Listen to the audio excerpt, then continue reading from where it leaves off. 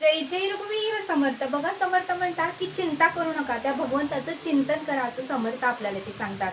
आपण नेहमी चिंता करतो, आपल्या घराची चिंता करतो, मुलांची चिंता करतो, आपल्या आई वडिलांची चिंता करतो, सतत काही ना काहीतरी आपलं चिंता चालूच असते. समर्थ म्हणतात की चिंता करून काहीही उपयोग नाही. चिंता केल्यामुळे आपल्याला दुःख निर्माण होणार आहे, आपल्या मनामध्ये अशांतता निर्माण होणार आहे आणि आपल्याला त्याचा त्रास होणार आहे. आज दिवसभर आपण चिंता करत राहिलो तर उद्या काय प्राप्त होणार आहे का? म्हणून समर्थ म्हणतात की चिंता करू नका, तर त्या भगवंताचं, त्या ईश्वराचं चिंतन करा. त्या भगवंताचं आपण अंतःकरणातून नामस्मरण केलं तर बघा, आपल्याला मनाला किती छान वाटेल. बघा म्हटले समर्थ. आणि आपल्याला जर अडचणीत असेल किंवा संकटात असेल तर त्या भगवंताचं चिंतन केल्यामुळे त्यातून मार्ग सुद्धा निघतो. म्हणून समर्थ म्हणतात की चिंता करण्यामध्ये वेळ वाया घालवू नका, तर त्या भगवंताचं नामस्मरण करण्यामध्ये तो वेळ सत्कर्मी लावा, की जेणेकरून आपल्या मनाला शांती निर्माण होईल. म्हणून समर्थ म्हणतात की चिंता करू नका, तर चिंतन करा. जय सद्गुरू.